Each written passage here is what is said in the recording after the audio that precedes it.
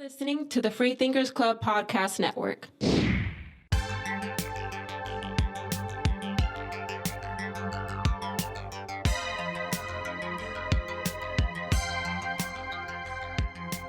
What's going on, folks? Welcome back to another episode of All Factors Considered. Today we're breaking down the big one. The moment is finally here. We've been talking about it for weeks. It's UFC 260. We got the reigning, defending heavyweight champion of the world, Stipe Miocic, facing off against the most dangerous man on the planet, at least with his hands, and Francis the Predator Ngannou. Man, this is the second time around. This is the rematch. It's been a couple years since the first fight took place, and ultimately, man, we just need to break it down, man. We got a lot of stuff to talk about. So doing that, as always, with me is my co-host AJ. AJ, man, how you living? I got a question for you right off the bat, man. If you had to take a flush, so I'm gonna give you a real deal choice here, right? If you had to take a flush left hook to your chin from Iron Mike Tyson in his prime, or a left hook to your chin from a prime Francis Ngannou right now, what would you take, man? It's a lose-lose, I know, but if you had to just give me something on the fly, what would you take on that one? On the fly, my brother, I gotta go with the Iron Mike left hook, just because he's already reached greatness. He's already been the champ, so might as well take him from the champ, my man. I don't know, that's a hard one. What about you? I'm with you. At least you could say, hey, man, this Iron Mike, that's the baddest man, right? Francis Ngannou, listen, if he skims your head, you go to sleep. So yeah, I'm gonna go Iron Mike too. At least it looks a little cooler, especially depending on the outcome of today's or this weekend's bout agreement. You know what I'm saying? So turn me down just a little bit, AJ, man, and let's get into this thing, man. So first and foremost, folks, like and subscribe if you can. It'll boost us up the algorithm, and you get access by subscribing. You get access to 3 shows every single week, man. A preview show, a post show, and a betting show. So you got all bases covered, and just like the title of the show, all factors considered. So enough of the you know what I'm saying, the small talk. AJ, let's get into some sleepers, man. You know what time it is. It's time for some fight night. If you ain't paying attention, you're gonna sleep on me and I'm gonna wake you up. All right, AJ, I'm gonna start the clock. Who you got first? What's first sleeper for UFC 260? For 260, Derek, my first sleeper is Marc-Andre Barriault versus Abu Azaitar, all right? Now, both these fighters got a little shade coming to them, so be careful, all right? But so Barriault, he's going to come out fast and heavy, and I'm expecting him to show out on this one too, all right? He lost his first 3 fights again in the UFC, but then he came back against his last opponent and really put it to him. But then he got popped by USADA for using some ostarines, some banned substances. So he's basically back on his 3-fight losing streak, facing the chop block again, back against the wall, going to come out headhunting. Abu Azaitar, the last name sounds kind of familiar, Azaitar, because he's the brother of the dude who had the bag. So we still don't even know what's in the bag. And he's also coming off a suspension for a USADA pop as well. So there's a lot of suspect stuff coming to this fight. But both of these fighters are, man, they're scrappers, right? This is going to be a barn burner. It's a sleeper to me because of the shade that's kind of surrounding this fight. Do your own. Look at it. There's a lot. I want to keep this one short because it's a sleeper. There's a lot behind this fight. Okay, so go check it out. And for me, this one's a sleeper because you got to look for a knockout, and we got to hope for clean P on this fight. Okay, I don't say that often, but it's going to be a good one. Who you got, Derek? All right, man. So my first sleeper, I'm going to call this the Jimmy Crute Loser Bowl. And the reason why I call this that, no disrespect, is because I got some 205ers here. I got Modestas Bukauskas facing off against Michael Oleksichuk, right? Tough name to pronounce, I know, but forgive me. Nonetheless, man, both of these dudes are coming off of losses to Jimmy Crute. Bukauskas got knocked out in the first round against Jimmy Crute. And Oleksichuk, I'm just going to call him Mikhail, right? He got submitted with a Kimura first round, man. So these dudes are knockout artists. These dudes are looking for a finish. Bukauskas, he's a former 205 champ over at Cage Warriors, and for Michael, he's a regional champ himself, man. So these two are trying to make their UFC run and get some forward momentum going here, man.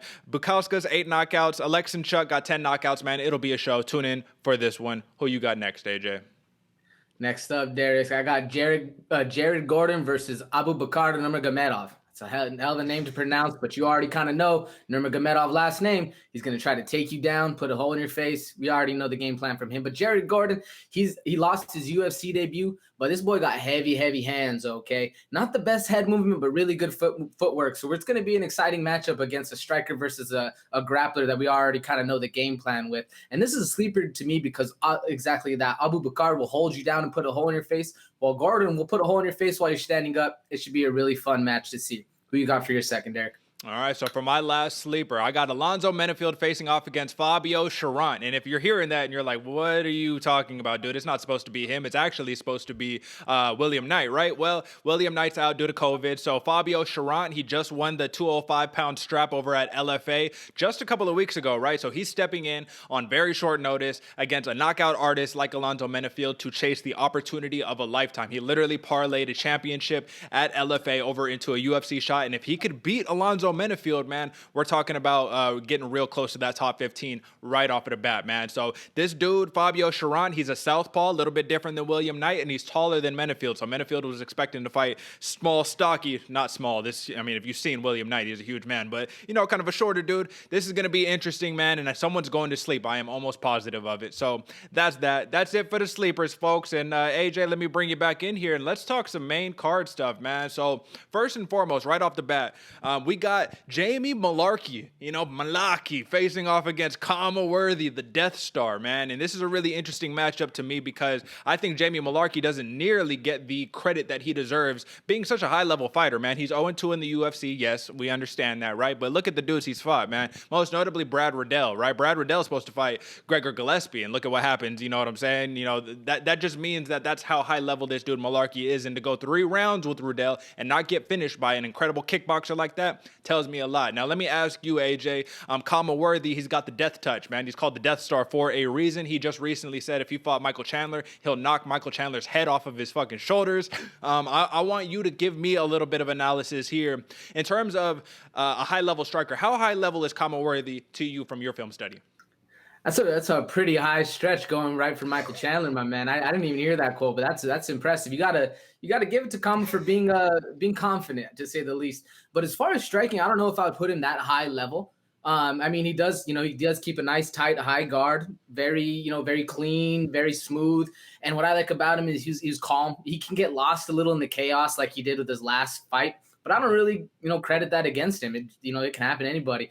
Azatar came in hot and heavy and he got caught. He looked really good against the Luis Penny fight.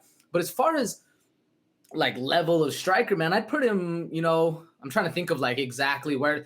I would almost say below like a Stephen Thompson, but not that far behind. You know what I'm saying? It's not like he's got the base level striking of like a Chase Hooper or anything, like that. But he can stand up, he can hold his own. And what I like most about him is he stays calm, but he stays tight and he keeps that high guard. So he can both protect the low kicks and the ones coming up high. And I'd put him, out of scale 1 to 10, I'd say a nice 7.5 maybe. What about you, Derek? What do you say? Well, my thing about Khama Worthy is that I think his striking is very similar to Tyron Woodley's, where it's based off of explosion, right? It's based off of being flat-footed and trying to knock your opponent's head off. Now, in terms of the contest between Jamie Mullarkey and Khama Worthy, Worthy clearly has the stand-up advantage, like clear by large and by far. Jamie Mullarkey, he said it, he's proud of it. He's a grappler, man. That's what he does. He's a wrestler, do a little bit of stand-up. But Khama Worthy, man, his style has been noted before as herky-jerky, right? And what it is to me is he is the definition, in all honesty, of fast twitch movement, man. This dude is, and for folks, if you're not watching, if you're just listening, man, I talked about it on the betting show. I'm trying to reenact the feints and the head movement of Khama Worthy, because this dude, all it takes is one. Literally, you saw it versus Devontae Smith, and we're talking about Devontae Smith, who has knocked out, 3 of his 4 opponents, or maybe all of his opponents, dude. Every single win he has in the UFC has come by finish, I believe, and he put him out with 1 left hook. All it took was 1 left hook, right? So that's super impressive to me. When he fought Luis Pena, he showed that he can grapple a little bit, right? And he really wants to keep the fight on the feet. But ultimately, when he gets into a bad situation, he can catch his opponents too. That's how he submitted Luis Pena. It wasn't real deal grappling what he was doing, right? But he just kind of caught Pena. Now, when it comes down to Azatar, like you mentioned, right?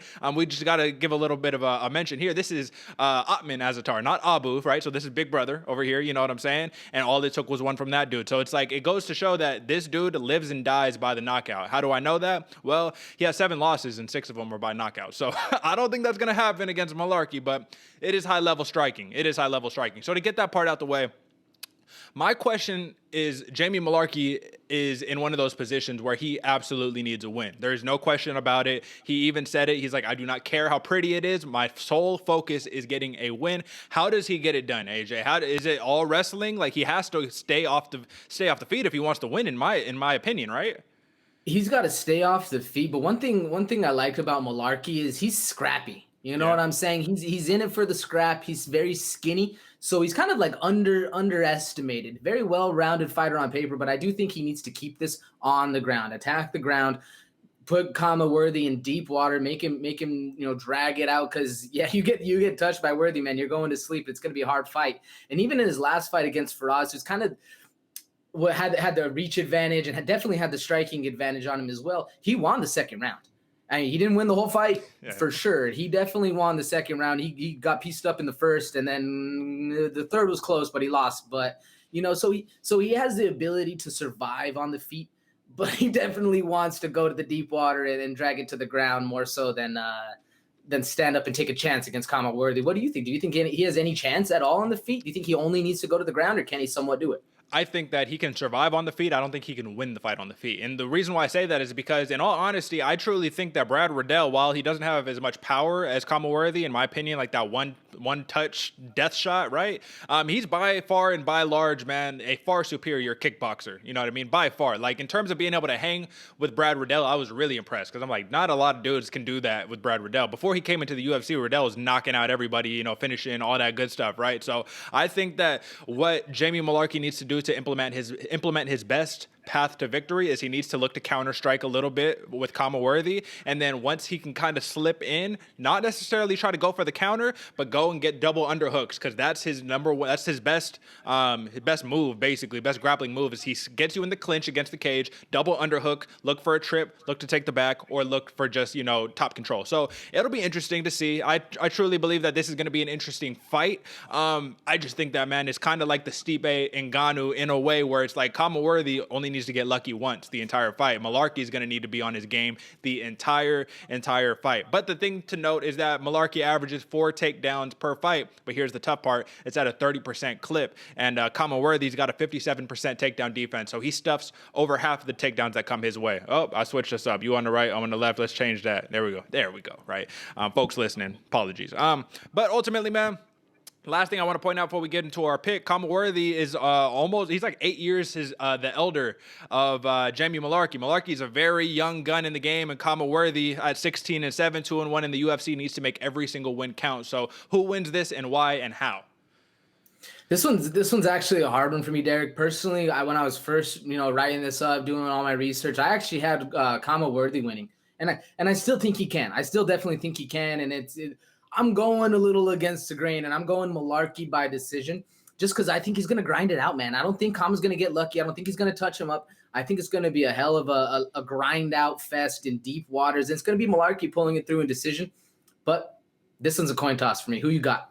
Well, you know what, man? I'm going to have a very long, drawn-out, complex, and specific answer. And the reason why is because this is what I think is going to happen. I think that Khama Worthy wins by decision. And what happens is this. Mullarkey is shooting takedowns, trying to get the fight onto the feet, do all of that good stuff. And what I anticipate is Khama Worthy maybe dropping Mullarkey a couple times during the fight, actually inflicting real-deal damage. But Mullarkey is still able to sit there, get the top control, do the wrestling thing. It's going to make for an interesting decision in my mind, the way that I've conjured this up, this fantasy in my mind, right? And ultimately, Khama Worthy gets the nod because of the decision, or because of the damage he's inflicted, maybe bloodied up Mullarkey's face, did some stuff like that. And it's gonna be a very conflicted decision in my opinion. And hopefully it doesn't end up that way, because we don't like to have controversy with the judges. But like I said, that's how I see it playing out, man. And I am entitled to my opinion. So there is that. Now, with that being said, I guess we can just move right on to the next one, right? So we got one that I've been talking about for weeks, man. First and foremost, hold on. Let me get a little bit of, you know what I'm saying? Let me get the intro going in this one, man. Let me set the table.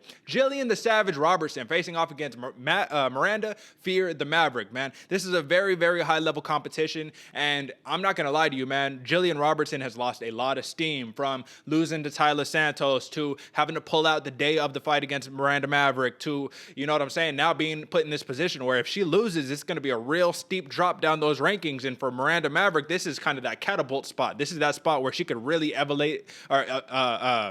elevate, into a high-level prospect, legitimately, because she's got some heat behind her, right? But a win over Gillian Robertson speaks volumes, because Gillian Robertson, absolutely no slouch, man. She's got wins over Poliana Botelho, right? That's a huge win, who Botelho is actually lined up to fight Maeda Bueno Silva next, man. That's going to be a banger. Watch out for that one, folks. But she also has a win over Courtney Casey, who lost a very controversial decision recently. She should have won the fight. And she has a win against, I believe it's Sarah Frota. It's a knockout win and a submission win over Casey. So nonetheless, she's dealing with a high level grappler, high level fighter. But give me your take on this one, man. Who do you see having the edge in this fight? Not about who's going to win, but who has the edge where, in terms of striking, in terms of grappling. Give me some thoughts on that.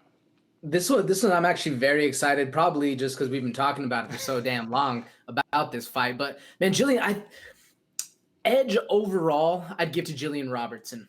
Just in the longevity of her game, the list of killers that she's had to fight, both wins and losses against. Man, I could just name 5 or 6 fighters right there who you think like, oh, these people have been in the spotlight. Yeah. And Gillian Robertson is right there. She's very impressive on the ground. And what I like about her most is she stays calm, super calm. Now, kind of what against that, man, Miranda Maverick is fucking mean. Like mean. And it's one of the things that excites me most about her. So technique-wise and classic on-paper skill-wise, I'd give the advantage to Gillian Robertson overall, indefinitely. But like I said, that one little advantage of tenacity and mean streak, man, I'd give to Miranda Maverick. She in her last fight to me against Joshua, she was piecing her up, but she kept hitting her with the stiff left hand she has. And once she saw Joshua wipes her nose, like, oh, I just broke your nose. So she's like, oh, okay. Instead of throwing the left straight, I'm gonna throw the left elbow and add a little bit extra damage. And man, to me, that just showed everything I needed to see to see somebody want to be a fighter, to see somebody actually want to go through the division and start taking people's heads off instead of going to decision wins that happen a lot of the time in the women's division. So to answer your question, Derek, overall, I'd give it to Gillian Robertson, give the advantage. But in that little advantage of mean streak, I'd give that to Miranda Maverick. What about you? What do you think? Well, it's interesting because I disagree a little bit, man. I think that Gillian Robertson is a specialist in the grappling, and I think that she has the grappling advantage, but not by a lot, man. I think it's very close there, too, because here's the thing about Miranda Maverick. She's touted as this, she's fighting out of the House of Muay Thai. She's the Southpaw Muay Thai striker, and that's what she's known for at this point to the people who haven't really seen her fight. But I was watching all of her, regional stuff, all of her Invicta fights and things of that nature, and, dude, she's legit on the ground, too, man. So I think that the best path to victory for Gillian Robertson is unclear. And the reason why is because, okay, you want to stand up. You're not really a striker like that. You're going to get pieced up by Maverick. You want to go to the clinch. You don't want to go to the clinch against a Muay Thai striker. That's the last place you want to be. You want to go to the ground. Well, Miranda Maverick is a brown belt in BJJ, and she out-grappled Pearl Gonzalez in Invicta for 2 out of 3 rounds, you know what I mean? So which is pretty impressive, just to say that alone, right? Now, has the level of competition been the same? No, absolutely not. But like I said, I just think that Miranda Maverick is really well-balanced, man, everywhere, and Gillian Robertson has real deal deficiencies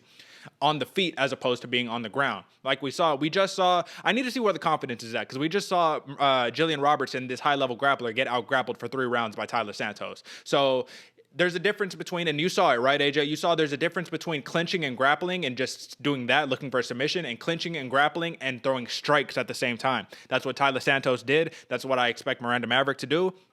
And long story short, man, listen, let's just say Miranda Maverick stuffs the takedowns. What can Gillian Robertson do to make this interesting?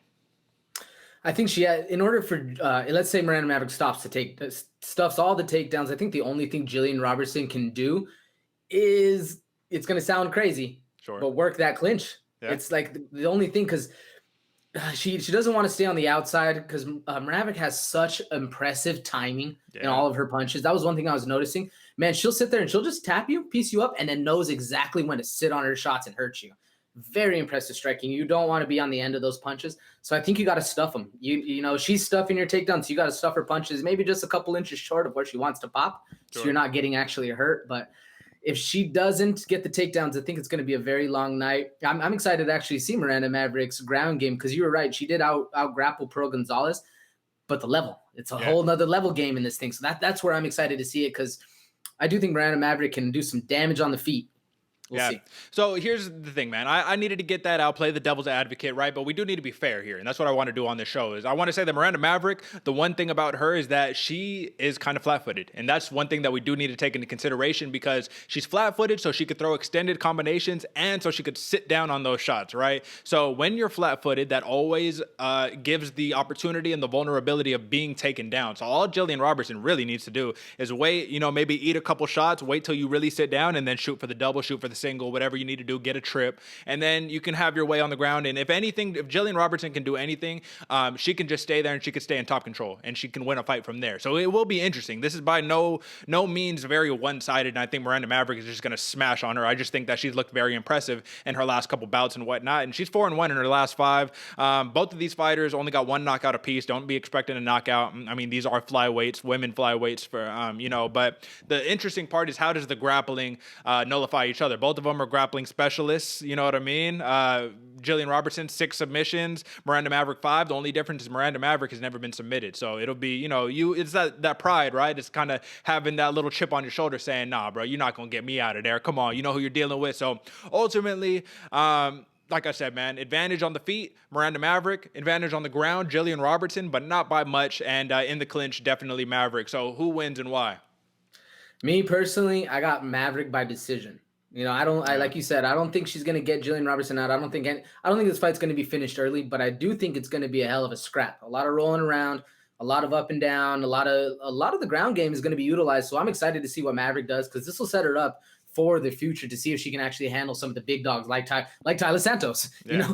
So I'm excited, and I got Maverick by decision. Who you got? So I got Maverick by decision too, but the thing that scares me here is it's the intangibles that we talk about, right?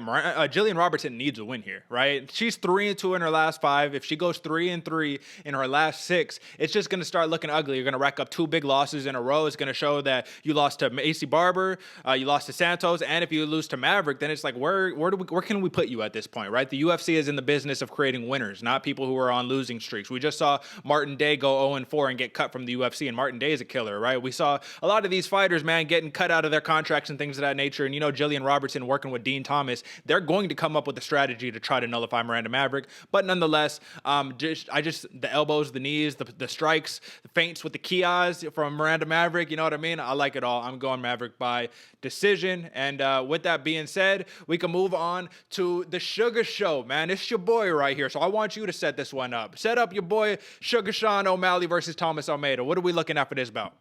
Well, like you said, Derek, I'm a big Sugar Show fan, man. I can't say it enough. Everybody already knows on the show.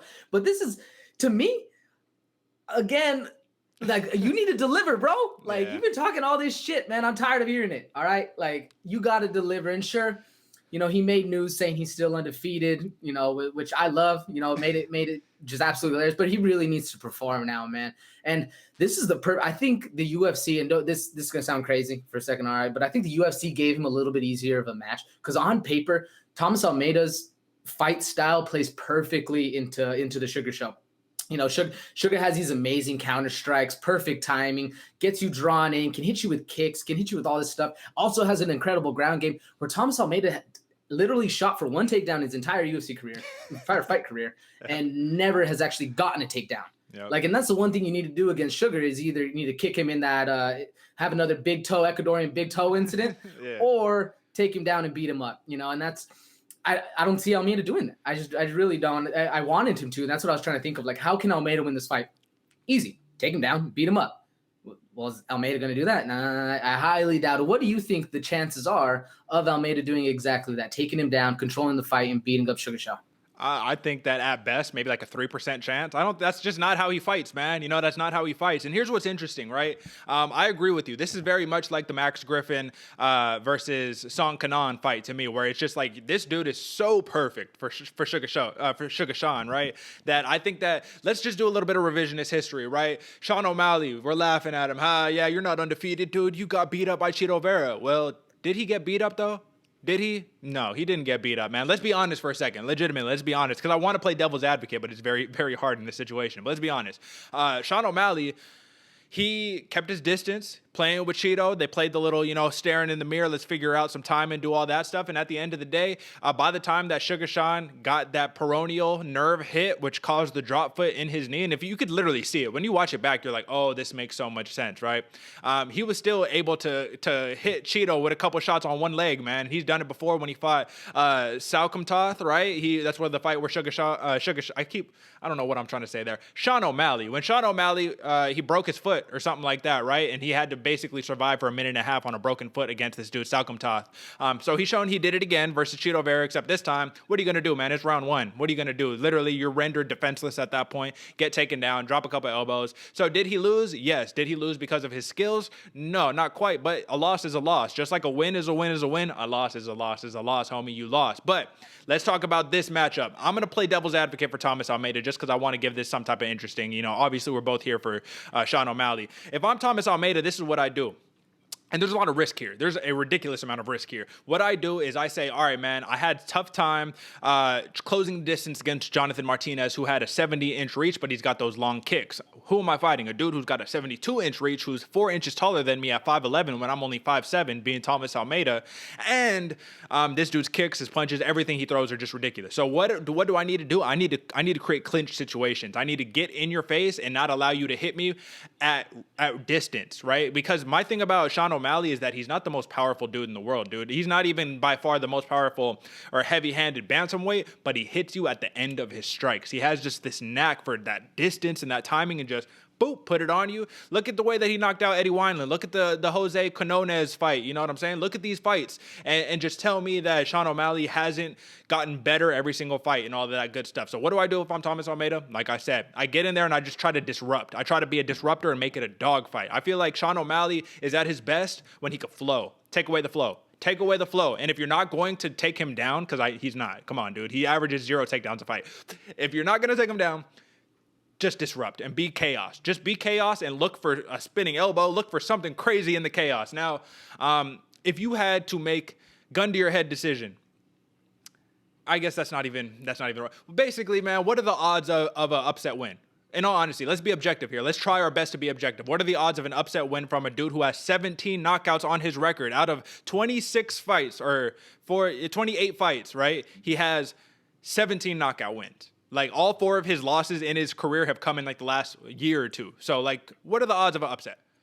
Well, I'm glad you said that, Derek, because actually every puncher has a chance, no matter what. And that's the craziest thing about this matchup is Thomas Almeida, we're counting him out. We're talking all this shit, but he can still bang, all right? Like, homeboy can still get lucky, catch you with one on the button and put you out. There's nothing to say you can't. And there's actually, I think, like, we go into every single fight, man, there's 50% chance this dude can win. Yep. You know what I'm saying? And as far as actually creating the upset and what it's really looking like, I'm going like around a 20 because one of the biggest things, and I wanted to put a little bit of devil's advocate for Thomas Almeida, he's on a 3-fight losing streak and he's still very dangerous, even more so because that chopping block is looming. You know what I'm saying? Like, you're more dangerous when you're backed in a corner and Almeida's facing a corner or backed into a corner facing a hell of a striker and a hell of a guy who's coming to take your lunch money. And man, this is the time for Almeida to really make a statement saying, I've been here for a while. I'm coming for, I'm coming for heads. Like, this is my time. And I'm taking out this dude that you put against me in his style.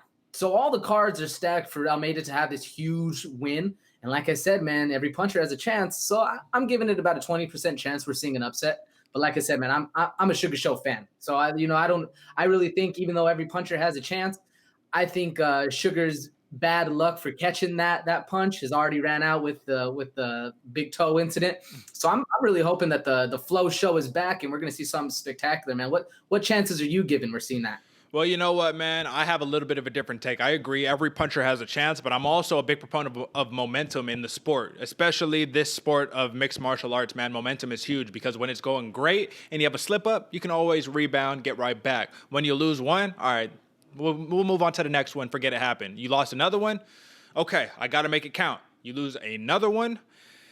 All right, man. At this point, are you questioning yourself? Are you going to try to rush in and try to create chaos because you lost 3 in a row and you really need the win? Because if you do that, closing the distance like that's going to get you knocked out against Sugar Sean O'Malley, right? So my thing is that the psychological starts to get affected a little bit once you're on these crazy streaks, whether you're winning or losing. Start winning, you might feel untouchable like Sean O'Malley. You start losing, you might start doubting yourself. So I think the doubt monster is going to play a role in this one, and it's going to not. I don't think we're going to see a normal Thomas Almeida. I think he's going to be trying to force the action a little bit, which he'd be smart too, because 3 losses in a row, man. You don't get too many of those before you get cut from the UFC. So I'll give my pick, man, and I'm going Sugar Sean O'Malley, returning back to his old ways, knockout round 2. What do you got? Interesting. Yeah, no, I almost don't need to really say Sugar Show KO round 1 though. Oh, okay. That's the only difference. Yeah. I mean, hey, man, it could definitely happen. But it'll be interesting to see. Now, this next fight right here, though, you want to talk about people's back up against the wall. You want to talk about 2 killers who one is dealing with a psychological issue and the other one is not, just like the O'Malley Almeida. It's Tyron Woodley versus Vicente Luque, man. Woodley is being fed to the wolves once again, 4th fight in a row. You know what I mean? This is a former champion. Let's give the man some respect first. I think he defended his belt like 5 times, dude. You know what I mean? Like, this dude, Tyron Woodley, is absolutely no joke. And, I can check that while we're doing that. So, I mean, we're not spreading misinformation. I'm pretty sure it's either 4 or 5. Yeah, but something like that, right? Tyron Woodley, like I said, it wasn't the prettiest, right? It was a lot of dragged out decisions, but a win is a win is a win. And this dude isn't just some dude who had the belt for 1 fight and then, you know what I mean, got knocked out to obscurity, right? So here's the thing about Tyron Woodley, man. For context, folks, he loses, so he beats Damian Maia, you know what I mean? Drops Maia a bunch of times in that fight, wins the decision. Oh, that's huge. You're the champion. Fight Darren Till. Darren Till gets the big shot. It's the big left hand versus the big right hand. Drops Darren Till, finishes him with the choke. Nice, right? That's the best Tyron Woodley we've seen in the past couple years, right? Then you run into that buzzsaw that is Kamaru Usman. You lose the belt. You wouldn't let your hands go, and then what happens? Gilbert Burns, same thing. Wouldn't let your hands go, and then Colby Covington, what happens? Wouldn't let your hands go, and you get a 5th round rib injury, so you actually get finished, right? The first fight that you've been finished in, I mean, I don't know how many fights, right? Nonetheless, do you think that Tyron Woodley at 38 years old has all of the physical tools and makings of the Tyron Woodley we saw against Darren Till, who knocked Till's head off? Or do you think that it's simply psychological? Because my big pondering is that, like, it could also be a deterioration. You're 38 years old, man. The skills start to drop off. The athleticism and explosion drops off a little bit. But I honestly think it's a little more psychological. So give me your take on that.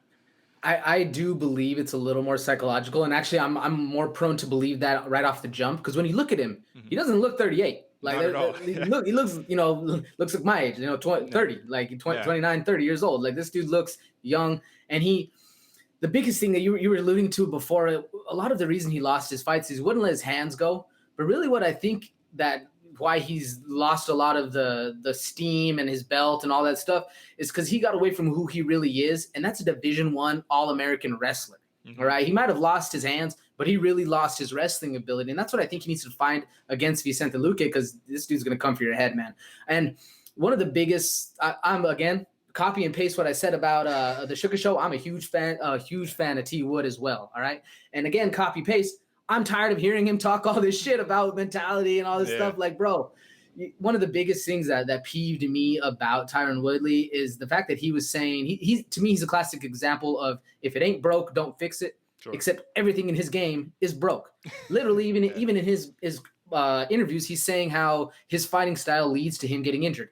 So that begs the question, why would you fight like that? True, yeah. Like, it makes no sense to me. So I think he needs to change it up. I think he needs to super change it up. Stop waiting for things to come in. Stop lulling them in and trying to, hit a crazy shot. Go back to wrestling. Go back to who you are, and don't get injured, bro. Like, come on. I went on that big rant. And I completely forgot what you asked, Derick. No, it's all good. So I want to point this out because I want to show some love to Vicente Luque too. Not just Tyron Woodley. But I will say this, man. Let's talk about the matchup, right? So for Tyron Woodley, his best path to victory here, in my opinion, and this is going to be controversial, it is doing that lulling style. Now, don't get me wrong. This is why. So Vicente Luque, 19-7-1 in his MMA career, 12-3 in the UFC. He's a dark horse in the UFC. No one gives this man love, but he has 11 knockouts, 6 submissions, 2 decisions. This dude's killing it. He's 4-1 in his last 5, and he's currently on a 2-fight win streak after running into the buzzsaw that is Wonder Boy Stephen Thompson. Now, we need to ask ourselves, how can you knock out Randy Brown? How can you knock out Nico Price? How can you win against Mike Perry and knock out Derek Krantz, right? How do you knock these people out, but you lose against Stephen Thompson? And here's the reason why. Because I've watched all of these very antiquatedly, and you know what I mean? I've really taken a look and deep dived into it. And the one difference you'll notice is that Stephen Thompson, it's what happens when you see a counter striker running into a counter striker. Is now your offense can't get off, right? Now your timing is all off because you don't got a dude who's walking straight at you trying to engage in a firefight, right? Nico Price, perfect opponent. Mike Perry, perfect opponent. Randy Brown, perfect opponent. Here's the thing. So Vicente Luque, man, he lost that fight once again, like I said, because Stephen Thompson wasn't willing to engage in that firefight. He wasn't willing to walk forward, throw a bunch of punches so Luque could get his calf kicks off, and then he could, you know, kind of build his offense up from there, right? So if I'm Tyron Woodley, I say, okay, well, this is what Tyron Woodley actually said. He says, all right, this time, what my coach is telling me, what my camp is telling me is that no one should be able to make me move backwards. I'm moving forward in this one. And I'm just like, okay, well, if you do that, you're actually playing perfectly into Luque's plan, because Luque is going to say, I'm going to counter strike you all day. I'm going to beat up your legs, right? Because Tyron Woodley, another very flat-footed fighter, I'm going to beat up those legs. And you know what I mean? I just think that it's going to need to take that one shot, or he's going to have to utilize that wrestling like you were talking about. So ultimately, to talk about Vicente Luque for a second, I talked about he has those perfect textbook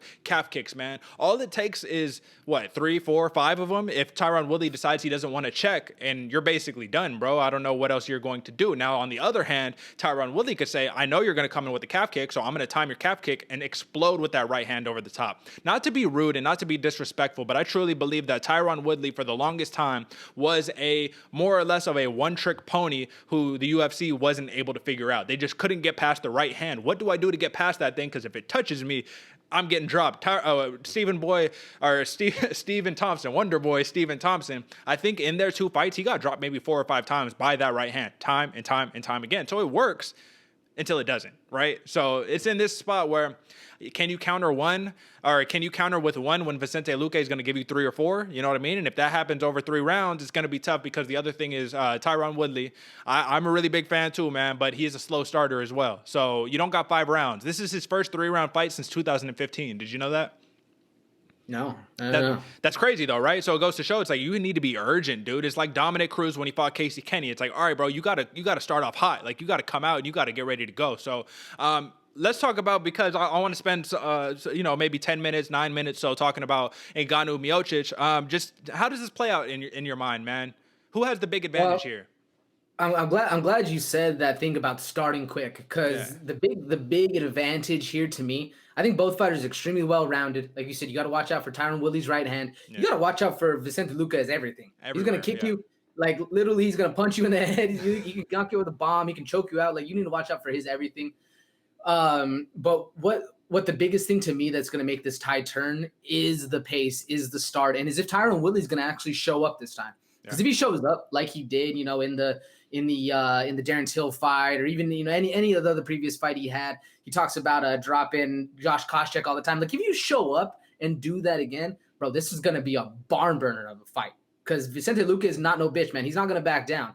But if you don't show up, man, you're gonna get put out and you're gonna get cut. So I think you gotta, that right there, that mentality, and Tyron Woodley's been talking about it a lot, how he's changing it up, and he knows, you got to get back to all this stuff and blah, blah, blah. It's all talk until the end of the day. He's actually got to show up in that mentality of delivering and performing, which he did know was he knows it's there. He knows he needs to perform. So if he can do that, I think that's the tide, that's the crux of what will change this whole match. So personally, I'll just give my pick right here, right now. I'm going to go Woodley KO round 3, because I do think they're very evenly matched. Both of them have weapons on the ground, and as well as weapons standing up. So it's going to be who gets the better of the exchanges. But where I think the difference lies is in that putting it on right at the beginning. Because Vicente Luque is going to show up from the jump, and he's going to hurt you as much as he possibly can. Whereas Tyron Woodley has been proven to kind of wait and kind of lull it out a little bit and wait for the later rounds, which he doesn't have the luxury of doing that this time. Who do you got and why?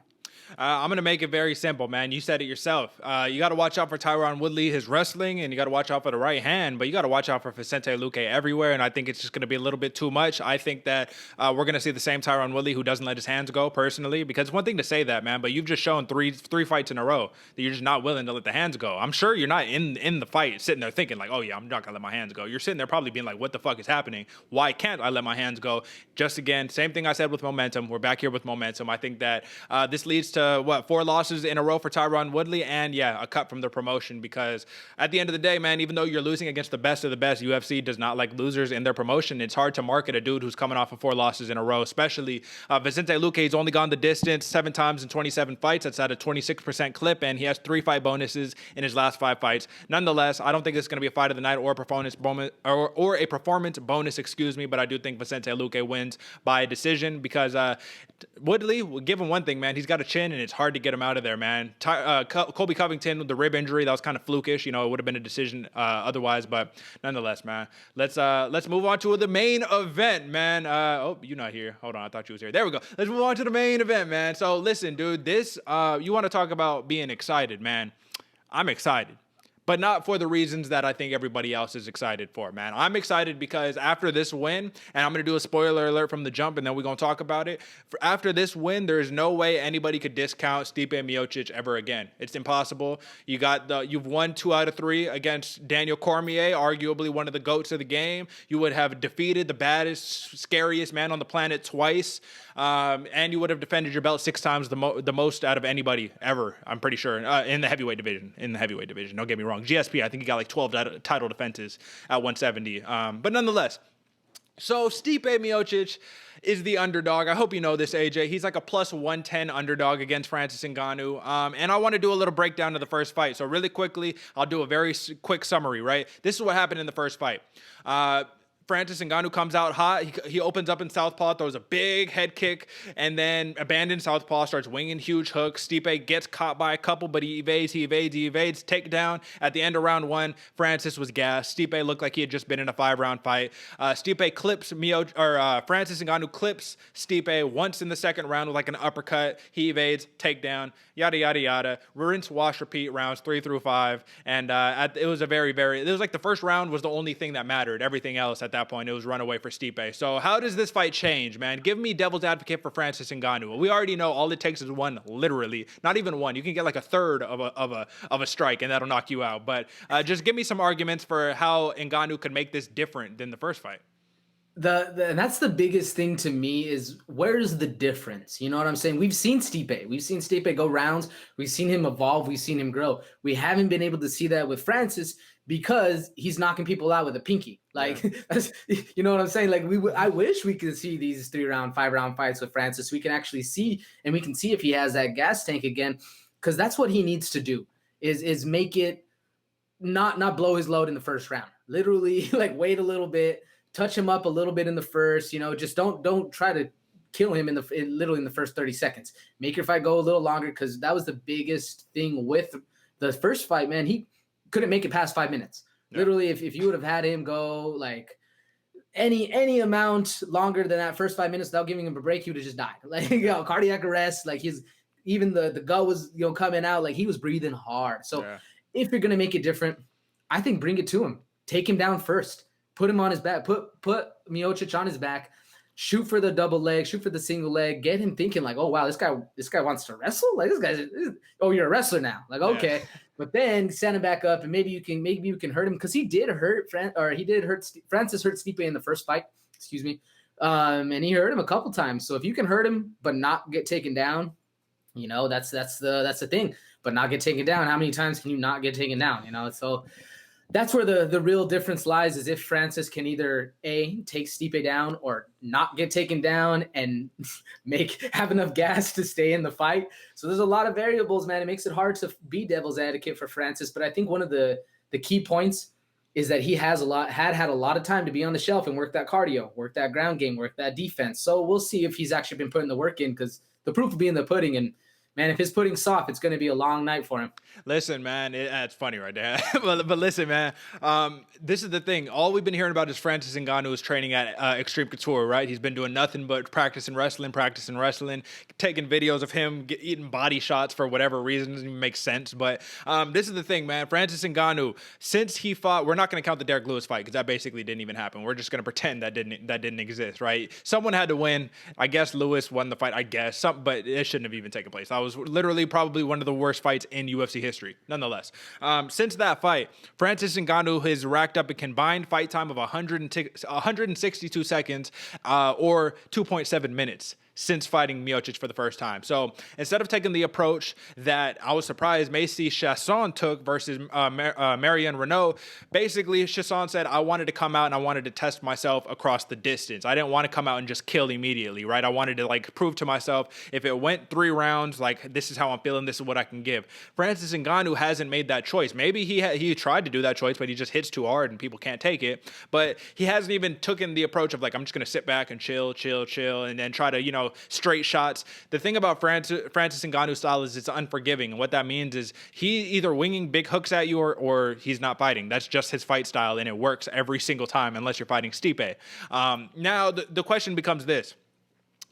Does Francis Ngannou do the thing that I think could make this really interesting? And because he utilized it against JDS, man, calf kicks. If Francis Ngannou starts picking away with calf kicks and manages his distance so he doesn't get taken down eating that, dude, you can only imagine when William Knight calf kicks people, right? And obviously a different guy, but they're both huge, right? With those tree trunk legs, you see visible damage immediately. All it takes is one, right? So I'm thinking if Ngannou can say, let me spam those leg kicks and really beat up your legs so you're not as mobile, and then I can really chase you down, because let's not forget, we're at the apex, so this is about like 15 feet smaller or something like that of a cage, right? It's going to be a lot less distance for Miocic to be able to run away at, because he's going to have to be on his bike if he wants to survive this fight.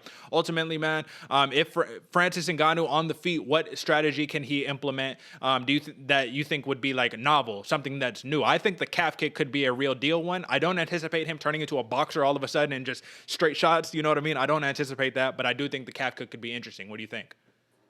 Yeah, that's a good one for the standing up, and I definitely think that's something that Stipe or I guess a lot of the big heavyweights really haven't kind of figured out yet. It's a lot more of a little man's game, kicking you in the calf and then piecing you up. But if Ngannou was going to do that, man, it's a hell of a thing. Now, if I'm going to think of something more novel that I would think Francis is going to add to his game, I think it's going to be the ground game. Personally, I would love to see him stand up and actually kick him from range and then wait. Let Stipe, you know, come at him a little bit and then counter strike. Show us a little bit something more than just I'm gonna wing some shots, just throw them and pray to God it lands. Because if you're gonna add something novel to your game, and you're not gonna go ground game, you want to stay on your feet striking. Yeah, man, kick him in the leg. We've seen the efficiency of it, where we've seen its effectiveness, of the calf kick. So why not? You know, why not give it a shot? Especially because he does have the reach advantage, so he's not gonna get caught on the end of all of Stipe's punches when he's just throwing little calf kicks. I think it's a good idea. I would love to see that, actually, especially because he's fast. Yeah. Ngannou's very fast for the division. So let me just say this before we give our picks, man. This is the plan. If you're I told you Stipe's going to win this fight. I really believe that. But this is what you do if you're Francis. You don't rush in. You stay calm. Start kicking those calves. Stipe's either going to have to get out the way or he's going to have to counter. So what happens is you draw out a counter of Stipe and you counter the counter. So you calf kick, wait for Stipe to bring like a right hand across, and then you counter the right hand with your own right hand or your own big hook and get him out of there. That's what if I'm coach in the corner of Ngannou, that's what I'm telling him to do, because at the end of the day, let Miocic land a big right hand on you, bro. It's not going to phase you. It's not, it's going to bounce off. He's like the Hulk, dude. It just bounces off of him. Now, everybody could get knocked out. Don't forget. But that's what we come down to. So ultimately, I'm going Stipe Miocic, decision win, rinse, wash, repeat. What about you? And yeah, I'm right there with you, Derick. Unless there's been a drastic change to Ngannou's game, I think it's going to be a rinse and repeat of the first match. I got to Stipe by decision. But I would love to see something different and see a rubber match. We'll see, though. Yeah, we'll see. And time's running out, but let's still get them off, man. Give me your fight of the night for UFC 260. Whoo, my fight of the night, Derick. I'm going Thomas Almeida Sugar Show. I think it's gonna be excitement from the jump. We're gonna end up in a KO, and hopefully the Sugar Show's back on top. Who you got? Right on, man. Well, I'm going to go to the free portion, right? You ain't even got to pay for this one. And I'm going to go Alonzo Menafield versus Fabio Cherant, man. Like I said, I think this is Fabio Cherant. Literally, this is his opportunity of a lifetime. And if he can go in there and he can knock out a knockout artist like Alonzo Menafield, or because I'm not going to lie to you, Cherant, the way he won his title was in very boring fashion, just counter-striking, let it go to the distance. If he could somehow, some way gas Menafield out and win in the distance or whatever, man, I still think it'll be interesting, because it'll be like Stipe and Ngannou, where you got one dude dude running for his life and the other dude trying to knock his head off his shoulder. So that's what we got for you, man. That's the picks. That's the fight of the night. We gave you the sleepers, and all that's left is to, first and foremost, drop a like, subscribe, hit the little notification bell so you can get access to all 3 of our shows every single week, man, because we are a show for the people. But ultimately, man, all that's left to do is tune in on Saturday, man. I will have to say this, man. This pay-per-view is turning out to be a lot more disappointing because of so far I think we've had 4 or 5 fights canceled due to COVID right now. So it's unfortunate that happens, but all that means is that the likelihood is that we're just going to move them over to a week or 2 from now, 3 weeks or whatever, and we get more big fights down the road. So that's it for the AFC camp this time around, folks. Until next time.